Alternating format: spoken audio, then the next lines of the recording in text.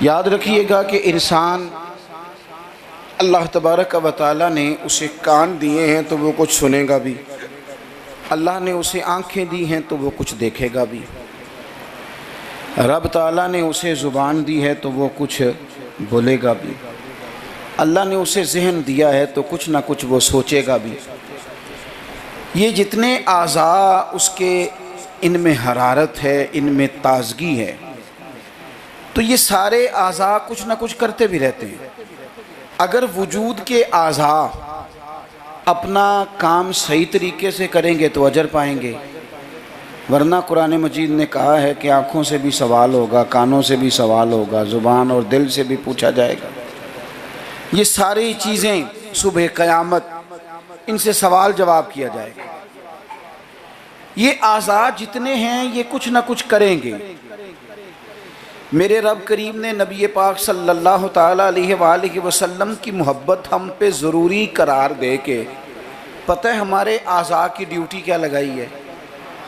اس نے کہا تم اس طرح کیا کرو، جب دیکھا کرو نا تو محبوب کے جلوے دیکھنے کی کوشش کرو، اور جب تمہارا سننے کو دل کرے تو مدینے والے کی بات سنا کرو، اور جب تمہارا بولنے کو دل کرے تو پھر میرے محبوب کی نعت پر بات کرو۔ یہ اپنے اعضاء کو اس کام لگاؤ، یہ تمہاری محبت مصطفیٰ کریم علیہ السلام میں یہ چیزیں تمہارے لیے دلیل بن جائیں گی، یہ ایک نمونہ بن جائیں گی کہ حضور سے پیار ہے۔ نبی پاک علیہ السلام کا ذکر میری اور آپ کی نعت کا، تعریف کا محتاج نہیں۔ کیوں کہ رب فرماتا ہے وَرَفَعْنَا لَكَ ذِكْرَكَ، اے محبوب ہم نے آپ کے لیے آپ کے ذکر کو بلند کر دیا ہے، ہم نے آپ کے لیے آپ کے تذکرے کو بلند کر دیا۔ تو جن کے ذکر کو اللہ نے بلندی دے دی ہے اس پر کوئی شاعر نعت نہ بھی لکھے، کوئی اچھا نعت خواہ نعت نہ بھی پڑھے معاذ اللہ، کوئی مجمع نعت سننے نہ بھی آئے، تو حضور کا ذکر تو اللہ نے بلند کر دیا ہے۔ لیکن یاد رکھو کہ جب شعر حضور کی تعریف میں لکھا جاتا ہے تو شعر لکھنے والا اپنا کلام سنوار لیتا ہے، اور جب محفل نعت میں لوگ آ کے بیٹھتے ہیں حضور کے نام پہ بیٹھتے ہیں، وہ کسی سیاسی جلسے کے لیے جمع نہیں ہوتے، وہ اپنے کسی دنیاوی مقصد کے لیے احتجاج کرنے جمع نہیں ہوتے، وہ حضور کی میلاد کے نام پر اکٹھے ہوتے ہیں۔ خلاق عالم کے فرشتے تو گواہی دیتے ہوں گے نا، یا اللہ دیکھ کے آئے ہیں ہم، وہ تیرے محبوب کے لیے جمع ہوئے تھے۔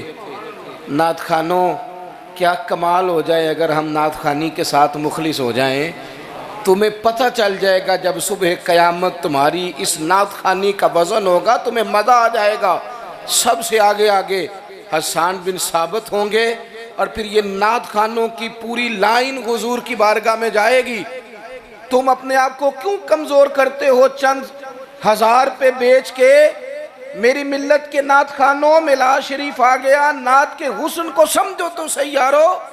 سب سے آگے نعت خانوں کی لائن میں حضرت حسان بن ثابت ہوں گے، اور قیامت تک جو حضور کی نعت پڑھنے والا ہوگا وہ سارے اس لائن میں ہوں گے۔ تمہیں پتہ ہے اس لائن میں کون کون ہوگا؟ ملا عبد الرحمن جامی بھی ہوں گے، سعدی شیرازی بھی ہوں گے۔ اس لائن کے اندر چلتے چلتے تمہیں ڈاکٹر علامہ اقبال بھی ملیں گے، تمہیں یہاں امام احمد رضا فاضل بریلوی بھی ملیں گے، تمہیں کہیں اسی طرز میں کلام کرتے نعت پڑھتے اعظم چشتی مرحوم بھی ملیں گے، محمد علی ظہوری بھی ملیں گے، تمہیں اس میں نعت پڑھتے پڑھتے کئی لوگ ملیں گے۔ کتنے نصیبوں والے ہو، اس لائن میں جاؤ گے جس لائن میں رسول اللہ کے غلام لگے ہوں گے۔ اعلیٰ حضرت کہتے ہیں یہ تیری زبان حضور کے لیے، حضور کے لیے، یہ اللہ نے بنائی ہے اپنے ذکر کے لیے، محبوب کریم کی نعت کے لیے۔ تو کیا کریں؟ اور یار سارا دن اس نے باتیں تو کرنی ہیں، اللہ جانتا ہے یہ باتیں کرنے کا دور ہے، چپ نہیں بیٹھتے۔ بعض لوگوں کو کہنا پڑتا ہے کہ چل یار کو 10 منٹ چپ بھی کر جا، کوئی ہمیں بھی موقع دے تھوڑا سا بولنے کا، اور کوئی تو تھوڑی سی سن بھی لے کسی کی، کہنا پڑتا ہے۔ اتنی جو باتیں کرتے ہو، اتنی جو خوش آمدیں کرتے ہو، تو اعلیٰ حضرت مشورہ دیتے ہیں، فرماتے ہیں ذکر ان کا چھیڑیے ہر بات پر، ذکر ان کا چھیڑیے ہر بات پر، بات شادی کو ہو تو حضور کا ذکر چھیڑ دو کہ نبی پاک کا شادی کا طریقہ کیا ہے، حضور نے یہاں کیا ہمارے لیے طریقہ مبارکہ چھوڑا ہے، ذکر ان کا چھیڑیے ہر بات پر۔ تو اگر ذکر بچے کے عقیقے کا ہو تو دیکھ لو حضور نے ہمارے لیے کیا سنت چھوڑی ہے، اگر یہاں موقع تجارت کا ہو تو دیکھ لو نبی پاک نے تجارت کے معاملے میں کیا احکامات دیے ہیں، اگر موقع ہو زندگی میں آزمائش کا تو پھر بھی دیکھ لو حضور کا کیا یہاں ہمارے لیے طرز حیات ہے، اور اگر موقع ہو اللہ کی دی ہوئی نعمت کا تو پھر بھی دیکھو کہ حضور کے نقوش راہ کیا ہیں۔ بس اپنے آپ کو ہر وقت حضور کے خیال میں گم کر لو۔ فاضل بریلوی کا مشورہ ہے، وہ کہتے ہیں ٹھوکریں کھاتے پھرو گے ان کے در پہ آ پڑو، ورنہ تو ٹھوکریں ہیں زمانے کی، لوگوں کی تعریف کتنی کو کرو گے، کتنی کو تھکا دیں گے تمہاری زبانیں، حضور کی تعریف کرو، ٹھوکریں کھاتے پھرو گے ان کے در پہ آ پڑو۔ قافلہ تو اے رضا اول گیا آخر گیا، حضور کے دروازے پہ آؤ، نبی پاک کی تعریف کرو اور پھر حضور کی تعریف سنیں۔ میں بڑے درد کے ساتھ ایک بات عرض کروں، میں بڑے درد کے ساتھ دکھی دل کے ساتھ ایک بات عرض کروں، میلاد کی محفلوں میں غریب لوگ رہ گئے۔ وہ امیرو، تم سیاسی جلسوں میں بڑے شوق سے جاتے ہو، تمہاری پجارو بھی جاتی ہے، اس پر کسی سیاستدان کا فوٹو بھی لگاتے ہو، جھنڈا بھی لگاتے ہو، بڑے خرچے کرتے ہو، جیبوں سے پیسے لگاتے ہو۔ کیا عجیب تمہاری منطق ہے، جس محبوب کے صدقے رب نے تمہیں سارا کچھ دیا ہے، اس محبوب کریم علیہ السلام کی محفل آئے تو وہ غریبوں کے حصے میں آتی ہے، وہ کمزوروں کے حصے میں آتی ہے، اور تم جا کر کے چرچے کرتے ہو ان کے۔ یاد رکھنا، سمجھ لینا، دنیا کا سب سے خوش قسمت شخص وہ ہوتا ہے جسے اللہ اپنے محبوب کی غلامی کے لیے پسند فرما لیتا ہے۔ یار اس طرف تم توجہ ہی نہیں کرتے۔ حضور کا ذکر سنو، ذوق سے نعت سنی جائے۔ نعت نہ پڑھنے سے زیادہ سننے سے تعلق رکھتی ہے۔ نعت خاں اللہ کے فضل سے بڑے ہیں، ہمارے اس شہر میں بڑے بڑے اچھے نعت خاں آپ کو مل جائیں گے، بڑے ہیں لیکن نہ سننے والے۔ چلیں ناراض کسی نے ہونا ہے تو وہ ہو جائے، جو بڑی بڑی محفلیں کرانے والے لوگ ہیں ان میں سے بھی اکثر احباب ایسے ہیں جنہیں محفل کرانی آتی ہے، نعت سننی نہیں آتی۔ محفل کرانا اور ہے، نعت سننا یہ سننا ایک کمال ہے۔ اب میں جو اگلی بات کروں گا وہ شاید آپ کے لیے اور زیادہ خوشی کا باعث بنے۔ نعت پڑھتے صحابہ تھے، سنتے مدینے والے محبوب۔ آپ سننے کا درجہ تو دیکھیں نا، کتنا معاملہ منفرد ہے۔ حضور کے ذکر کو سننا، نبی پاک کی بات کو، یہ منافقوں کا طریقہ تھا کہ حضور کی بات جب ہوتی تھی، نبی پاک جب بات کرتے تھے تو وہ کھیل کود میں لگ جاتے تھے، حضور کی بات نہ سنتے، سننے نہ دیتے تاکہ کسی پہ اثر نہ ہو جائے۔ مومن کیا کرتا ہے؟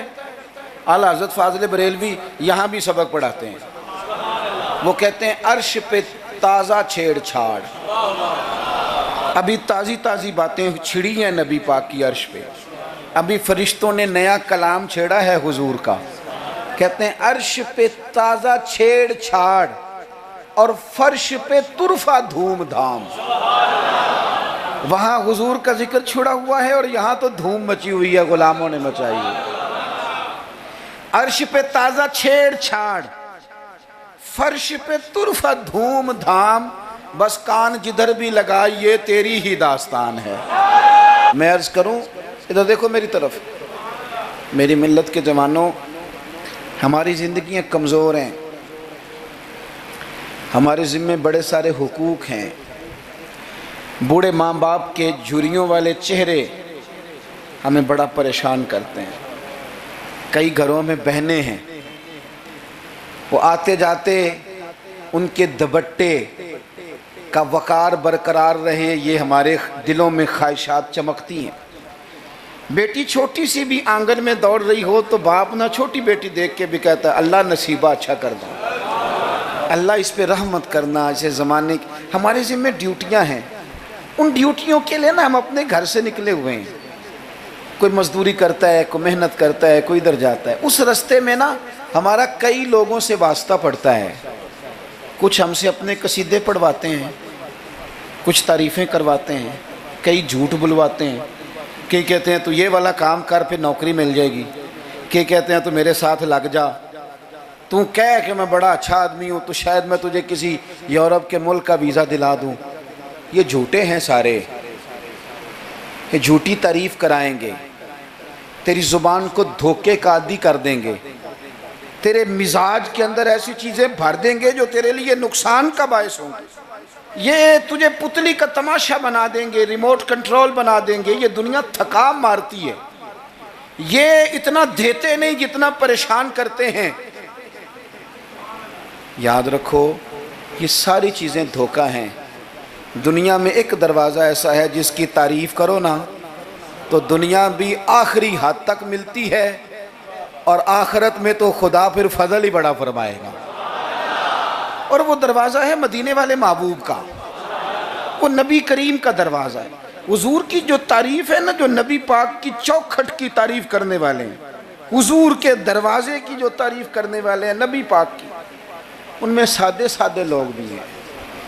مجھے نہیں پتا کہ زیادہ سریلا نعت خواں کون ہے، مجھے نہیں پتا آج کل زیادہ ریٹ کس کا ہے، میں نہیں جانتا. لیکن ایک بوڑھی سی اماں مدینہ شریف میں، سادی بالکل اور ان پڑھ بھی جملے پنجابی کے بھی ٹھیک نہیں ادا کرنے آتے. میں حضور کی بارگاہ کی حاضری دے کے آ رہا تھا تو بالکل باہر نا مسجد نبوی شریف کے جنگلے سے باہر نکل کے وہ بوڑھی اماں، سادے سے کپڑے، پنجاب کی تھی، کسی گاؤں کی تھی، اور عمر بھی بہت زیادہ تھی. اس کے سادے سے جملے، وہ دور بیٹھ کے نا، چونکہ قریب تو خواتین کا آنا درست ہے بھی نہیں اور وہ آنے بھی نہیں دیتے، پیچھے باہر ہم نکلے بازار میں تو وہاں نہ شاید کسی کا انتظار کر رہی تھی. بچے نے وقت دیا ہوگا کہ اماں تو یہاں بیٹھ جانا تو میں آ جاؤں گا، تو وہاں بیٹھی تھی. چلیں میں نے بھی بہت سارے نعتیں سنی ہیں الحمدللہ، سنتے رہیں گے جب تک زندہ ہیں. پر اس بوڑھی اماں کے نا دو جملے، دو فکرے، پھٹ گیا میرا کلیجہ اور کئی دن میں روتا رہا. وہ اپنے لب و لہجے میں نا، اپنے انداز میں، سادے کپڑے اس کے اور سادہ اور پرانا دوپٹہ، اور زمین پہ اسی طرح بیٹھی تھی جس طرح غریب لوگ بیٹھ جاتے ہیں روٹی کھانے کے لیے، مزدور بیٹھ جاتے ہیں. پتہ کیا کہہ رہی تھی؟ نعت کیا پڑھ رہی تھی؟ کیا اس کا انداز تھا نعت پڑھنے کا؟ وہ کبھی دیہاتوں میں سادی عورتیں جس طرح بات کرتی تھی، ہماری بوڑھی مائیں اس طرح وہ بات کر رہی تھی، اور اشارے کر کے نا مدینے کے در و دیوار کی طرف اپنا مزہ پورا کر رہی تھی. کہہ رہی تھی ویکھو نہیں ویکھو. اس کا لہجہ ہے، ادھار لے کے بات کر رہا ہوں، اس کا لہجہ ہے، اس کی بات ہے. اور شعر میں وزن کیسا ہے اور جملے کی ترتیب کیسی ہے یہ شاعر بتائیں گے. مجھے تو لطف آیا تھا تو میں بات آگے نقل کر رہا ہوں. وہ کہہ رہی ہے اور وہ مطلب عوام کو متوجہ نہیں کر رہی، وہاں تو ہے ہی کوئی نہیں، اکیلی بیٹھی ہے، اپنا ذوق پورا کر رہی ہے. اور لگتا ہے کہ وہ نا، مجھے یوں لگتا ہے کہ جیسے نا وہ حور و غلمان کو متوجہ کر کے کہہ رہی ہے، اور اس کی آنکھوں میں آنسو ہیں. تھوڑی دیر اتنا روتی ہے کہ آواز بھار آتی ہے اس کی، پھر دوبارہ بات شروع کرتی ہے، پھر اپنے پلو سے آنسو پہنچتی. کہتی کیا ہے؟ کہتی ہے ویکھو نی ویکھو کڈے کرم کمائے سوں، میرے جے گندے مندے بھی در تے بلائے سوں. اب ویکھو نہیں ویکھو، ویکھو نہیں ویکھو کڈے کرم کمائے سوں، اب میرے جے گندے مندے بھی در تے بلائے سوں. تھوڑا چاچ جانا چاہیے حضور سے پیار کرنے کا، تھوڑا نا چاچ جانا چاہیے، تھوڑا طریقہ ہونا چاہیے. اس کے لیے مہنگی محفل کی ضرورت نہیں، اس کے لیے ذرا ذوق کی ضرورت ہے. اس کے لیے میرے پاس نا، میں چھوٹا آدمی ہوں لیکن کم از کم 100 مجھے روز پیغام ملتے ہوں گے کہ پیر صاحب ٹائم چاہیے، پیر صاحب ٹائم. اب تو میں کئی دفعہ اتنا مجبور ہو جاتا ہوں کہ سوچتا ہوں یار میں چھوٹا آدمی ہوں، یہ مثلاً کیا کس حد تک انسان جو ہے وہ چلے گا. فجر کے بعد میں نے بیان کیا، زور سے پہلے میں نے بیان کیا، زور کے بعد میں نے بیان کیا، ابھی بھی میں بیان کر رہا ہوں. پر میں اپنی حیاتی تو قربان جاواں، میری تے محمد محمد پکیندے گزر گئی. ہے بڑا مزیدار کام. بڑے لوگ ٹائم لینے آتے ہیں، بڑی بڑی سفارشیں، کہتے ہیں انٹرنیشنل ہماری محفل ہے، انٹرنیشنل محفل ہے، فلانا بھی آیا، فلانا بھی آیا، فلانا بھی آیا، اتنے عمرے کے ٹکٹ، اپنا اپنا ذوق ہے، یہ بھی اچھے لوگ ہیں، کمال بات ہے۔ ایک دور سے جنوبی پنجاب سے بوڑھے بابا جی آئے، ان کو نہیں زیادہ، یہ بڑے سلیقے سے لوگ آتے ہیں، سفارشی رکے بھی لے آتے ہیں، اور بھی بڑی چیزوں کا پتہ ہوتا ہے، کس اینگل سے جائیں گے تو کام بنے گا، سارا سلیقہ آتا ہے۔ لیکن وہ کسی نے کہا تھا کہ لگا جدوں میدان ازل دا تے لوکی چوراں وانگ سدھائے، کسی نے لوٹ لی علم دی دولت، کوئی میر فقیر بنائے، آزم ویخ مقدر ساڈا اسی عشق خرید لے آئے، تے کسے دے سر تے تاج امامت اس علم پڑھاون سکھیا ہے، تے کسے نے پہنے فقر دا چوغا انہیں زہد کماون سکھیا ہے، آزم ویخ مقدر ساڈا اساں یار مناون سکھیا ہے۔ اپنے اپنے نصیب کی بات ہے۔ وہ بڑے لوگ آتے ہیں، میں آپ کو جو بات جہاں آپ کو کھڑا کرنا چاہتا ہوں وہاں آئیے گا۔ ایک سادے سے بزرگ سے، سیدھے سادے تھے، کندھے پہ رومال رکھا، جمعے والے دن میں گزر رہا تھا تو میرے کان میں ہلکی ہلکی بات، پریشرائز کر کے نہیں، کہنے لگے پیر صاحب جدوں بھی ٹائم ہوئے نا، مہینے نو، چون نو، چھیاں نو، سال نو، دو نو، یہ انداز ہے، جدوں بھی ٹائم ہوئے نا تے ایک چھوٹی جی محفل کرنی، میں ماڑا بندہ جے، تھوڑی جی میری تنخواہ ہے، میں کمیٹی پائی یار مہینے پیسے رکھنا، جدوں تھوڑے کٹھے ہو جان تے سونے دا میلاد کردہ۔ بڑی بڑی میں نے تقریریں سنی ہیں، بڑے بڑے باز سنے ہیں، حضور کی محبت پہ کلام سنے ہیں، مزہ آ جاتا ہے، لیکن یہ بھی کلام تھا حضور کی محبت کا۔ میں نے پلٹ کے نہ سر سے لے کر پیر تک وہ بابا دیکھا، اس کے نقش و نگار دیکھے، اس کے لبوں کی سادگی دیکھی، اس کا لہجہ دیکھ کے میں نے کہا چاچا جی تسی ٹائم چھڑو، دسو جلسہ کدن کرنا ہے؟ کیوں؟ اس لیے کہ یہاں محبت ضروری ہے، پیار ضروری ہے، یہاں وفا دیکھی جاتی ہے، یہاں دل کا جذبہ دیکھا جاتا ہے۔ بارگاہ رسالت مآب میں نہ لفظوں کے تراشے، نہ تیری آواز کا ترنم، نہ تیرا جھومنا، نہ تیرا تڑپ آنا، نہ تیرا محفل میں سچا جھوٹا وجد کرنا، ان میں سے کوئی چیز قابل قبول نہیں۔ وہاں تو دیکھا جاتا ہے تیرے سینے میں میرے محبوب کی محبت کتنی ہے، اور وہ محبت ہونا ضروری ہے، وہ محبت ہونا ضروری ہے، قریب ہونا بھی ضروری نہیں، وہ محبت ہونا ضروری ہے، سامنے ہونا بھی ضروری نہیں۔ محبت تگڑی ہو، خالص ہو، رسول اللہ صلی اللہ علیہ وسلم کو ٹوٹ کے چاہا جائے، اگر غلام حضور تک نبی نہ پہنچ سکے تو نبی پاک مولا علی اور فاروق اعظم رضی اللہ تعالی عنہما کو جبہ دے کے کہتے ہیں جا کے میرے اویس کرنی کو پہنچا دینا۔ جو چیز ضروری ہے اس پر توجہ دیں، اپنے سارے وجود کو حضور کی محبت میں ڈھال لیں، نبی کریم سے پیار کریں، اور اپنی روزمرہ کے معاملات میں ہر جگہ آپ صرف طلاق کا مسئلہ ہی جا کے مولوی صاحب سے پوچھتے ہیں، آپ صرف یہی پوچھتے ہیں کہ جناب وہ فلانی چیز جو ہے وہ ہم نے ناراض نہیں ہونا، یعنی ہر مرد نے یاد کر لیا ہے کہ 4 شادیاں جائز ہیں، تو میں کہتا ہوں اس کے علاوہ بھی بڑا کچھ جائز ہے، کہ صرف یہی آپ کو ایک مسئلہ آتا ہے کہ شریعت میں 4 شادیاں جائز ہیں، اور بھی بڑا کچھ جائز ہے وہ آپ نہیں کرتے، یہی اپنی مرضی کی چیز یاد رکھنی ہے۔ کبھی جا کے مولانا سے ہر بات پوچھو، ان سے پوچھو مولانا دکان ڈالنے لگو میرے مدینے والے کا طریقہ کیا ہے، یہ بھی ذکر رسول ہے۔ آپ اپنے علامہ صاحب سے، خطیب صاحب سے پوچھیں کہ رب نے مجھے بیٹا دیا ہے، نام کس طرح رکھوں، میں اس کے سار کے بال کس طرح اترواؤں، عقیقہ کس طرح کروں، مجھے بتائیں۔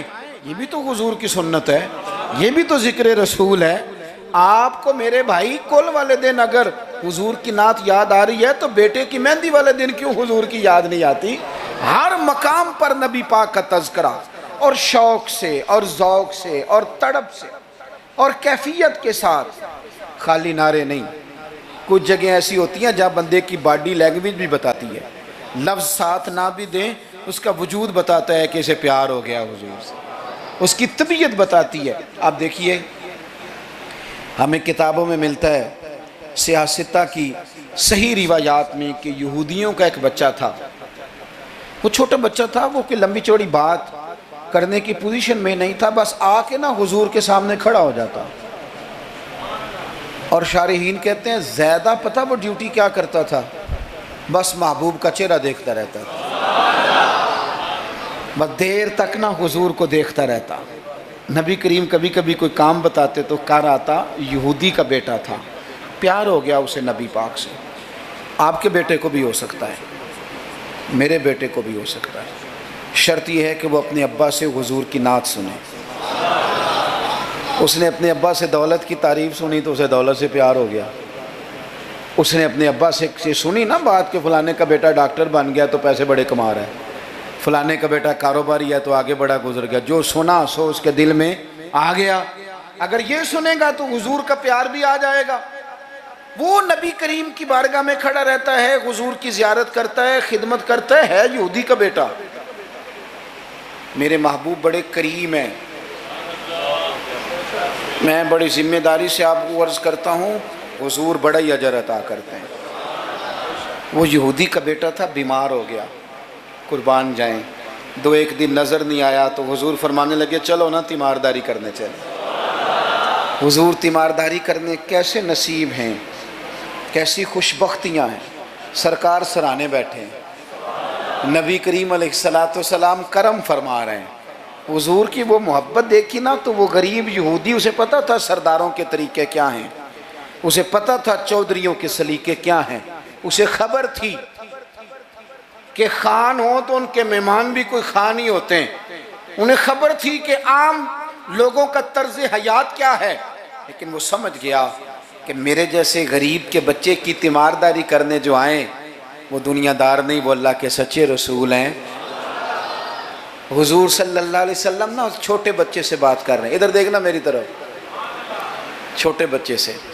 اب میں نے جو بات کہنی ہے اگر آپ کی سمجھ میں آ گئی تو ٹھیک ہے، نہ بھی آئی تو بات ٹھیک ہے. پیار نبی پاک سے خالص کرنا، انشاءاللہ رسول پاک تیمارداریاں فرمائیں گے، کرم نوازیاں فرمائیں گے. پیار خالص کرنا، نیرا نعرہ نہ لگانا، صرف تقریر میں بات نہ رہے، نکابت خطابت اور یہ مائک کی حد تک چیزیں نہ رہ جائیں، کوئی اس کا عملی ثبوت بھی ہمارے سامنے آئے. حضور اس بچے سے بات کر رہے ہیں، فرماتے ہیں کلمہ نہیں پڑھ لیتا. قربان جائیں. کسی کو ابا نے کلمہ پڑھایا، کسی کو اماں نے پڑھایا، کسی کو مفتی صاحب، پیر صاحب، علامہ صاحب، صوفی صاحب، درویش نے پڑھایا. اس کے بھی تو ذرا نصیب دیکھو نا، کلمہ نہیں پڑھ لیتا. تو اس بچے نے نا نظروں ہی نظروں میں اپنے باپ کی طرف دیکھا، پڑھ لوں کلمہ، نظروں ہی نظروں میں پوچھ رہا ہے. تو والد کو بھی پتا تھا نا کہ یہ کون ہے، ایسے تھوڑی کوئی آ جاتا ہے تیمارداری کرنے. بڑے پیارے ہوتے ہیں بچے ماں باپ کو. تو باپ نے آگے بڑھ کے اس بچے کی پیشانی پہ ہاتھ رکھا، کہنے لگے پتر جس طرح یہ کہتے ہیں نا ویسے ہی کر لے. آپ پیار تو خالص کریں نبی پاک سے. حضور نے کلمہ پڑھایا، وہ شخص کلمہ پڑھ کے مسلمان ہو گیا، اس کی روح پرواز کر گئی.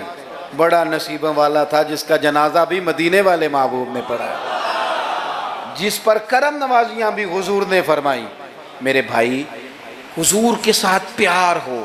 اپنے گجرانوالہ میں ایک دن سفر کر رہا تھا تو روڈ سے نیچے اترا ہوں، بالکل عین فجر کے بعد مجھے کہیں دور جانا تھا. تو سامنے نا بڑا سارا لکھا ہوا تھا، کیا آج آپ نے درود شریف پڑھا ہے؟ وہ پڑھا، میں نے پڑھا تو میں نے درود شریف پڑھنا شروع کر دیا، یعنی جاری ہو گیا. جس نے لکھا ہے اللہ اسے جزا عطا کرے، جس نے لکھا ہے اللہ اسے. یہ مسجد میں کسی جگہ نکلتے وقت، آتے وقت، جاتے وقت، دکان پہ آپ درود شریف لکھ دیتے ہیں نا، ایک دفعہ تو بندہ نظر اٹھاتا ہی ہے نا پڑھنے کے لیے. تو آپ بتائیں اگر کسی نے دیکھ کے ایک دفعہ بھی پڑھ لیا تو لکھنے والے پر اللہ کتنا فضل فرمائے گا. درود و سلام نا طبیعت کو میٹھا کر دیتا ہے، طبیعت کو ٹھنڈا کر دیتا ہے. مولانا ابو نصر رحمت اللہ علیہ وہ فرمایا کرتے تھے، کہتے تھے میں رات کو نا کبھی کبھی مدینہ شریف نکلتا تھا تو ایک درویش دودھ لے کے باہر آیا کرتا تھا. دودھ لے کے وہ باہر نکلتا تھا تو پتہ کہتا کیا تھا؟ کہتا تھا دودھ پی لو. تو لوگ پوچھتے تھے کتنے کا ہے؟ کہتے کوئی نہیں، بس تم دودھ پی لو اور مدینے والے پہ درود پڑھ دو. بھائی اتنا ہی، اتنی بات ہے، پیتے جاؤ اور درود شریف پڑھتے جاؤ.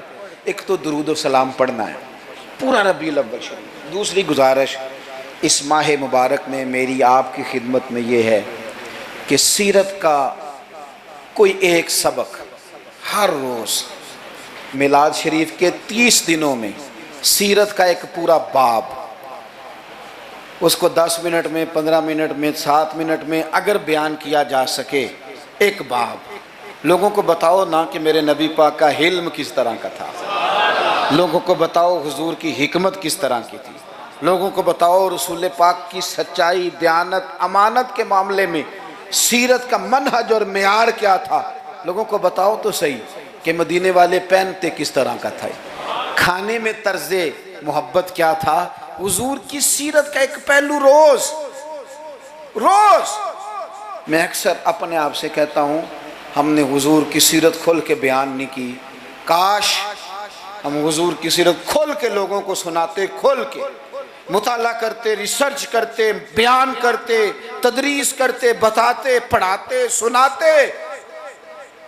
میری ملت کا کوئی جوان کسی ایکٹر اور کرکٹر کو آئیڈیل نہ بناتا، کسی موٹیویشنل سپیکر کے پاس جا کے نہ بیٹھتا، کہیں سے وہ اپنی ذہن سازی نہ کراتا، کہتا چپ کر، مجھے پتہ ہے میرے نبی پاک کا مصیبتوں میں طریقہ کیا رہا، مجھے پتہ ہے حضور کا نعمتوں میں طریقہ کیا رہا، مجھے پتہ ہے رسول پاک علیہ السلام کا گھر والوں کے ساتھ رویہ کیا رہا۔ سیرت کے باب پورا ربیع الاول آپ سنیں بھی اور کوشش کریں۔ ایک کتاب ہے سیرت کی، بڑی سادی سی کتاب ہے، سیرت مصطفیٰ، علامہ عبد المصطفیٰ اعظمی رحمۃ اللہ علیہ ایک بزرگ گزرے ہیں، انہوں نے لکھی ہے، سادی سی ایک ہی جلد میں، ذرا زیادہ آسان ہے، وہ کتاب لے لیں آپ، اور اس کتاب کو نا آپ حضور کے جو اخلاق کے باب ہیں، جو شمائل ہیں، خصائل ہیں، فضائل ہیں، ان کو پہلے پڑھیں، اور آپ ذرا تھوڑا سا نا غور کے رک کے حضور کی سیرت مبارکہ کے جملے، یہ ربیع الاول شریف نہ سارا حضور کی یادوں کے نام کر دیں، آپ یقین کریں گے سیرت تعمیر کر دے گی آپ کو، آپ کی شخصیت کے اندر جتنی کمزوریاں ہوں گی حضور کی سیرت مبارکہ پڑھنے کی برکت سے اللہ وہ ساری کمزوریاں اپنے فضل سے دور فرمائے گا۔ آخری بات آپ کی خدمت میں یہ عرض کرنی ہے، خدا را محافل کا ماحول بہت سنجیدہ کر لیں، بہت سنجیدہ، محفل روحانیت والی بنائیں۔ میں تمام محافل کرانے والوں سے، پورا ربیع الاول شریف محفلیں کرانے والوں سے اپیل کروں گا کہ محفلوں میں کیمروں کا استعمال ذرا کم کریں، تھوڑی مہربانی کریں۔ چلیں ریکارڈنگ کے لیے کہیں ایک آدھ کیمرہ آپ ضروری سمجھتے ہیں تو ہر بندہ فوٹو سیشن کر رہا ہے، ہر شخص کومنٹس دے رہا ہے، کم سے کم اس کا آپ استعمال کریں۔ کوشش کریں محفل میں وضو کر کے آئیں، سر ڈھانپ کے آئیں، حضور علیہ السلام کی نعت سننی ہے، خوشبو لگا کے آئیں، نبی کریم کی محفل نور میں بیٹھنا ہے، وہاں ادب کے ساتھ آئیں، خشوع کے ساتھ آئیں، توجہ آپ کی نعت خواں کے شعر پہ ہو، آپ محفل پہ کوئی تبصرہ نہ کریں۔ نعت خواں جو مال اکٹھا کر کے طے کر کے اپنی جان پہ ظلم کرتے ہیں وہ سب کو پتہ ہے، لیکن وہ تو کر ہی رہا ہے نا جو کر رہا ہے، ہمیں غیبت کر کے کیا ملے گا؟ آپ نصیحت کے انداز میں کو بات کریں تو کریں، محفل کے اندر بیٹھ کے اس کی نعت بھی سن رہے ہیں اور ساتھ ساتھ جناب آپ تبصرہ بھی کر رہے ہیں کہ 40,000 لیتا ہے، تو آپ کو تو کوئی نعت کا مزہ نہ آیا، آپ تو اسی چکر میں رہے کہ اس نے لیا کیا ہے۔ آپ چھوڑیں اس بات کو، آپ اپنا سرور اور ذائقہ پورا کریں، خوبصورت محفل کریں، کوشش کریں اتنا رش نہ ڈالیں کہ وہ مجلس اتنی لمبی ہو جائے کہ پھر صبح فجر کی نماز کے لیے لوگوں کے لیے مشقت بنے۔ آپ 1-1.5 گھنٹے میں بڑا معقول پیغام، سونی نعت، ویسے بھی اگر آپ ایک آدھ نعت خواں کو دعوت دیں گے تو اس کا فائدہ آپ کو یہ ہوگا، میرے بھائی کے سٹیج پہ لڑائی نہیں ہوگی کہ پہلے میں نے جانا ہے اور میں نے 6 جگہ پہ جانا ہے اور میں تو آ گیا ہوں تو میرا شکر ادا کرو، یہ جان چھوٹی رہے گی آپ کی۔ آپ اچھے طریقے سے ایک شخص کو موقع دیں، وہ 2 نعتیں پڑھے، 3 پڑھے، ایک سونی تلاوت کریں۔ ایک بات جو ہر سال کہتا ہوں پھر کہہ لوں، محفل میلاد میں وہ والا کام نہ کریں جو ہم سیاستدانوں کے مسئلے میں کرتے ہیں۔ یہ نہ ہو کہ میلاد کی سٹیجوں پہ بھی پھر تگڑے تگڑے لوگ جمع ہو جائیں، غریب بیچارے میلاد میں بھی پیچھے پیچھے رہ جائیں، وہ ڈھونڈتے ہی رہیں کہ ہمیں عزت کس دن ملنی ہے۔ بس جس کے ہاتھ میں نوٹوں کی دتھی ہو، اس کی سیٹ بھی اگلی ہو، سارا سال بے شک مسجد نہ آئے۔ یہ رویہ ٹھیک نہیں، یہ انداز تکلیف دہ ہے غریبوں کے لیے۔ آپ یہ رنگ اختیار ہی نہ کریں، اور مہربانی کریں۔ آپ تو کہتے ہیں کہ میلاد شریف کا لنگر برکت والا ہے، اور آپ تو کہتے ہیں یہ محفل سارا سال برکت والی ہوگی، تو آپ کے بیٹے کے نام کی جو دعوت ہوتی ہے ولیمے کی، اس میں بھی آپ چھتوں سے ڈبے پھینکتے ہیں چاولوں کے، اس میں بھی آپ یہی سلوک کرتے ہیں جوس والے ڈبوں کے ساتھ کہ چھت سے پھینک دیں، یہ لے لو میلاد کا ہے، میرے بیٹے کے ولیمے کا، اس طرح پھینکتے ہو۔ تو یہ حضور کے میلاد کے ساتھ یہ حال ہے۔ آپ وہاں بھی آپ نے ناراض نہیں ہونا، میں آپ کو چونکہ میں روز جاتا ہوں تو میں حقیقت بتا رہا ہوں۔ چودھریوں کے لیے، خاص لوگوں کے لیے سونے دسترخوان، اعلیٰ غذائیں چن دیں آپ نے، اور جناب وہ جو غریب طبقہ بیچارہ آیا تھا اس کو چھاپروں میں چاول پھینک دیا آپ نے۔ چے مانا دارت، اگر یہ لنگر میلاد کا ہے چاول والا، یہ اگر غریب کے گلے سے اتر جاتا ہے تو نعت خواں کے گلے سے بھی اتر جائے گا، پیر صاحب کے گلے سے بھی اتر جائے گا۔ کوئی اتنی مصیبت والی بات، ایک جیسا لنگر، یہ کیا بات ہوئی؟ بزرگوں کے نام کا جو لنگر سادہ ہو وہ مرید کھائیں۔ اور جناب وہ اقبال نے کہا تھا کہ مرید بیچارے کو میسر نہیں مٹی کا دیا بھی، اور گھر پیر کا بجلی کے چراغوں سے ہے روشن یہ رنگ۔ آپ عشرت قدوں میں رہیں، اور آنے والا اس کو سڑک پہ بھی سونے کی جگہ نہ ملے۔ یہ حضور کا میلاد ہے، آپ طے کر لیں کہ رسول پاک نے بتایا ہے کہ جس پلیٹ میں روٹی ابو بکر صدیق کھائیں گے اسی میں بلال حبشی بھی کھائیں گے۔ یہ طے کیا ہے میرے رسول پاک نے۔ ملت کے جوانوں طے کرو حضور کے میلاد پر کہ جس پلیٹ میں کھانا فاروق اعظم نے کھایا ہے اسی میں کھانا حضرت عامر بن فہیرہ نے بھی کھایا ہے، اسی میں سلمان فارسی نے بھی کھایا ہے، صہیب رومی نے بھی کھایا ہے۔ ایک ہی صف تھی۔ اگر حضرت ابو ذر غفاری کے منہ سے نکل گیا جناب بلال کے لیے کہ او حبشن کے بیٹے، تو نبی پاک نے کہا کہ ابو ذر تو چودھریوں کا پتر ہے، تیری بڑی شان ہے، بندہ بھی بڑا سچا ہے، بڑی عظمتوں والا ہے، پر جتنی شان تیری ہے بلال کی بھی اتنی ہے، کرنا معذرت۔ تو سیدنا ابو ذر غفاری نے پھر حضرت بلال کے آگے لیٹ کے کہا تھا اب حالات بدل گئے ہیں، اب غریبوں کی غربتیں بازاروں میں رولی نہیں جائیں گی، اب مدینے والے کا دور ہے، یہ وہ دور ہے جس میں عزت ہی عزت ہے۔ فرمایا اب اپنا پیر اٹھا اور میرے سینے پہ رکھ، میں بتاؤں کہ تھے تو آپ حبشن کے بیٹے ہی، پر جب سے مدینے والے کا کلمہ پڑھ گئے ہیں ہم سب کے سردار ہو گئے۔ کم از کم آپ حضور کے میلاد کے نام کی محفل میں اتنا تو کریں کہ امیر غریب کی روٹی ایک جیسی کر دیں، ہو جائے گا؟ ہاں نہ نہیں کرتے، ہو جائے گا؟ یہ کم از کم اتنا تو کریں نا، آپ سادہ کریں چیزوں کو، اور غریبوں کو بٹھا کے نا، یہ بڑا کمال ہوگا۔ روز محفل ہونی ہے، سونا لنگر، صاف ستھرا، اور امیر روز ہی گوشت کھاتے ہیں۔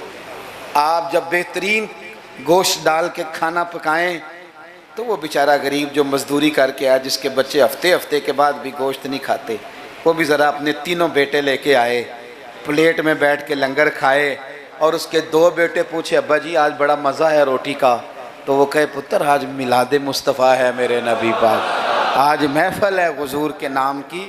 مجھے لگتا ہے کہ وہ 3 سال کا بچہ بھی منہ کے اندر بوٹی رکھے ہوئے بھی یاد کر لے گا کہ جب حضور کا میلاد ہوتا ہے نا پھر غریب امیر کٹھے بیٹھ کے کھانے کھاتے ہیں، یہ وہ یاد کر لے گا اور اسے ہمیشہ یاد رہے گا۔ آپ یقین کریں آج تقریر شکریر نہیں، موضوع نہیں، آج تو میں جذبات کا اظہار کر رہا ہوں، پہلی محفل میلاد میں حاضر ہوں، جذبات کا اظہار کر رہا ہوں اور آپ کو سبق دے رہا ہوں کہ پورا مہینہ کس طرح کر کے چلنا ہے۔ سونا ذکر کرنا ہے انشاءاللہ پورا مہینہ، اور سونی نعتیں پڑھنی ہیں انشاءاللہ، صبح و شام درود شریف پڑھنا ہے انشاءاللہ تعالی، اور انشاءاللہ تعالی مٹھائی کھانی بھی ہے، کھلانی بھی ہے انشاءاللہ، پورا لطف۔ مجھے ایک صاحب کہنے لگے، دلیلیں اپنی جگہ ہوتی ہیں، مجھے کہنے لگے ویسے آپ کے میلاد کے بارے میں جذبات کیا ہیں؟ آپ کے جذبات کیا ہوتے ہیں ربیع الاول میں؟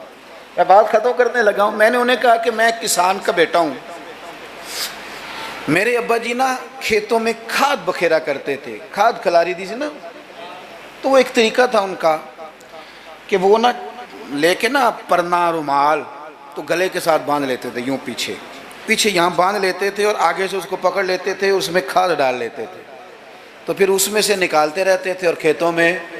میں نے اس سے کہا کہ یہ جو تو کہتے ہیں نا کہ تیرا میلاد کے بارے میں جذبہ کیا ہے, تو میں نے کہا میرا میلاد کے بارے میں جذبہ یہ ہے کہ میرا دل کرتا ہے 12 ربیع الاول کو فجر پڑھوں اور وہ رومال گلے میں باندھ لوں, اس کے اندر مٹھائی ڈال لوں اور گلی گلی نکل جاؤں اور ہر ایک کے منہ میں لڈو ڈال کے کہوں کھا آج میرے نبی کا میلاد. میرا جذبہ ہے میلاد کے لیے, یہ میرا جذبہ ہے. کیوں؟ اس لیے کہ چمک تجھ سے پاتے ہیں سب پانے والے, میرا دل بھی چمکا دے چمکانے والے, تو زندہ ہے واللہ تو زندہ ہے واللہ, میرے چشم عالم سے چھپ جانے والے. اور پھر اعلیٰ حضرت فرماتے ہیں کہ تیرا کھائیں تیرے غلاموں سے الجھیں, ہیں منکر عجب کھانے غرانے والے. عجیب تماشا ہے, حضور کا کھا کے حضور کے غلاموں سے الجھتے ہیں. اے منکر عجب کھانے غرانے والے. اور کمال کر دی, کہنے لگے رہے گا یوں ہی ان کا چرچا, رہے گا یوں ہی ان کا چرچا, رہے گا یوں ہی ان کا چرچا رہے گا, وہ پڑے خاک ہو جائیں جل جانے والے. رہے گا یوں ہی ان کا پڑے خاک ہو جائیں جل جانے والے. اور پھر فرماتے ہیں کہ ان کی مہک نے دل کے غنچے کھلا دیے, وہ جس راہ چل دیے ہیں کوچے بسا دیے ہیں. ان کی مہک نے دل کے غنچے کھلا دیے ہیں, جس راہ چل دیے ہیں کوچے بسا دیے ہیں. اور کیا خوب کہا, فرمانے لگے فاضل بریلوی رحمت اللہ تعالی علیہ کہ میرے کریم سے گر قطرہ کسی نے مانگا دریا بہا دیے. اگر میں اپنے لفظوں میں سمجھانے کے لیے کہوں تو کہوں گا اس کی طرف جس نے مانگا تھا, اس کی طرف دریا بہا دیے, دربے بہا دیے ہیں. بھائی خوب حضور کا ذکر کریں, لیکن سنت کی, شریعت کی, دین کی مکمل پیروی کریں. اللہ کے حضور دعا کرتا ہوں جو کہہ سکا ہوں اللہ قبول, جہاں ہم بھول گئے اللہ ہم سے درگزر فرمائے.